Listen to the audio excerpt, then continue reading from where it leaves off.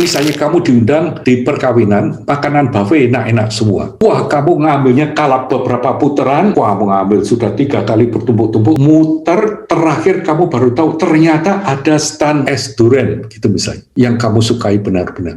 Saat itu kamu sudah nggak bisa makan lagi, ini loh duka juga. Jadi Buddha ini ngomongkan, ini loh, kamu ini gundah, kamu ini bergulat terus dalam hatimu, kamu ini cemas, kamu ini sering marah, kamu ini sering takut, karena kamu tidak bisa melihat kenyataan seperti para Arya. Para Arya ini bisa lihat, kamu nggak bisa lihat, maka ini ada 4. Nah ini coba lihat bersama-sama. Apakah duka? Ada 4, kan? Terus dikatakan, duka ini apa? Saya menggunakan kata duka. Duka ini juga sering diterjemahkan sebagai penderitaan. Itu juga terjemahan yang malas. Karena ini dari bahasa Inggris yang mengatakan suffering. Duka ini tidak pernah artinya hanya suffering. Tapi duka ini artinya gini. Duka ini dari 2 kata. Right? Du berarti nggak pas. Ka ini sebetulnya lubang atau poros kereta dalam hal ini. Dikatakan jadi, bayangkan poros kalau misalnya porosnya bundar, kemudian asnya ini persegi gitu ya. Ini nggak pas. Jadi kalau selalu jalan, kletek. Jadi duka ini kalau boleh dikatakan hidup ini serba nggak pas. Ini contohnya begini, kalau dibilangkan penderitaan jelas, tapi kalau dibilangkan tidak memuaskan itu juga nggak pas. Misalnya ada orang kecelakaan, kakinya patah di 3 tempat, digantung di rumah sakit, kemudian pakai gips, kamu datang, oh ini tidak memuaskan ya keadaanmu, kan ya nggak pas. Tapi juga duka ini artinya seperti misalnya kamu diundang di perkawinan, makanan buffet enak-enak semua. Wah, kamu ngambilnya kalap beberapa putaran, wah, mengambil sudah 3 kali bertumpuk-tumpuk, muter, terakhir kamu baru tahu ternyata ada stand es durian, gitu misalnya, yang kamu sukai benar-benar. Saat itu kamu sudah nggak bisa makan lagi, ini loh duka juga. Nah, kamu nggak bisa bilang itu penderitaan kan? Ya menderita, tapi artinya nggak pas. Hidup ini serba nggak pas. Coba kita lihat, ini Buddha lalu mendefinisikan duka ini. Menarik sekali. Duka adalah rasa sakit yang menyertai kelahiran, menjadi tua, jatuh sakit, dan kematian. Juga termasuk dalam duka adalah bertemu dengan hal-hal yang tidak menyenangkan dan berpisah dari yang menyenangkan. Tidak menemukan apa yang diinginkan juga merupakan duka. Singkatnya, 5 kelompok aspek pengalaman yang masih berkebutuhan. Maksudnya Buddha ini begini, selama badan kita ini, pikiran kita, emosi kita, itu masih selalu merasa ada butuh sesuatu, upadana, ini loh duka. Saya ulangi ya, jadi lahir, tua, sakit, mati, bertemu hal yang kamu tidak senang, berpisah dengan hal yang senang, tidak menemukan apa yang kamu inginkan. Itu misalnya disimpulkan satu kata apa ya kira-kira ya? It's life. Itu sebetulnya hidup ini sendiri. Jadi sebetulnya di sini itu nanti akan kita ajak. Jadi pertama ya Buddha mengatakan, nih loh, hidup ini seperti itu. Kamu akan bertemu dengan hal yang kamu senangi. Kamu akan kehilangan apa yang kamu senangi. Kamu akan ingin sesuatu dan bisa kamu dapatkan. Kamu ingin sesuatu dan tidak kamu dapatkan. Kamu kadang-kadang juga akan sakit. Kamu akan lama-lama akan jadi tua. Karena kamu sudah lahir.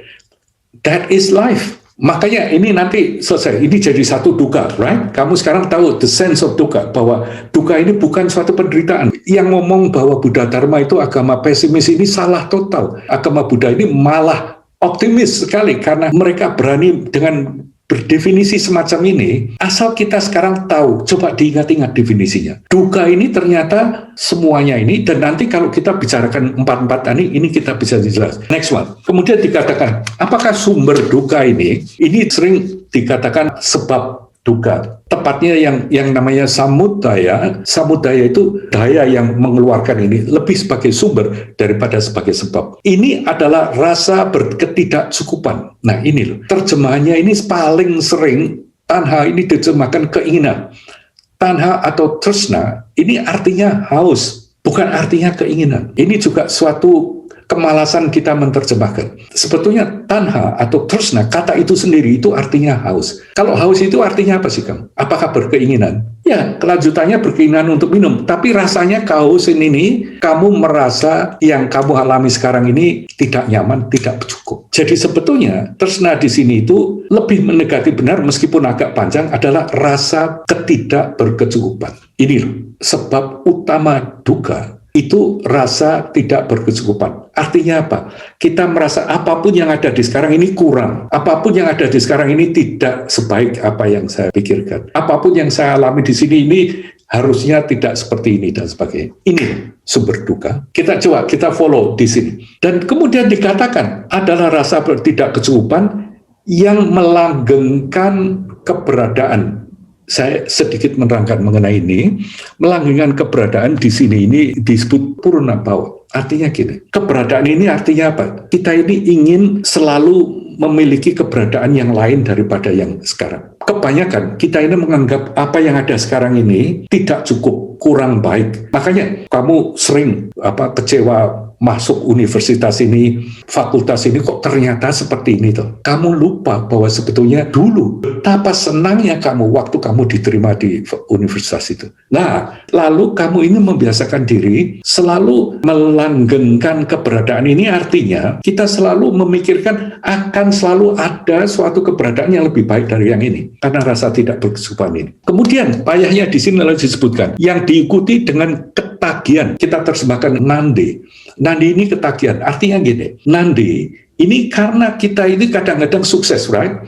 Kadang-kadang misalnya kita ini kepingin punya sepatu baru gitu ya. Lalu kita beli sepatu baru, kita merasa senang. Lalu kita merasa senangnya ini diingat-ingat kan ya. Meskipun ini nanti juga akan kita buktikan bahwa sebetulnya mana yang lebih penting, punya sepatu baru atau dipenuhinya keinginan punya sepatu baru itu terpenuhi. Yang mana gitu? Ingin punya sepatu baru atau keinginan untuk memiliki sepatu baru ini terpenuhi. Kira-kira yang mana? Kemungkinan kok yang kedua. Karena begitu kamu dapat sepatu barunya, akan cepat sekali kamu kehilangan kesenanganmu tadi. Ternyata dalam hidup kita ini seringnya rentetan-rentetan begini saja. Keinginan kita dipenuhi terus. Nah lucunya, karena kita pernah memenuhi keinginan kita, rasanya enak kan ya? Kita puas. Kita anggap itu yang paling enak, kita ketagihan. Pengen perasaan seperti itu lagi. Hanya perasaannya nih, ini yang namanya nandi. Buddha ini memperingatkan, nih jangan terperangkap.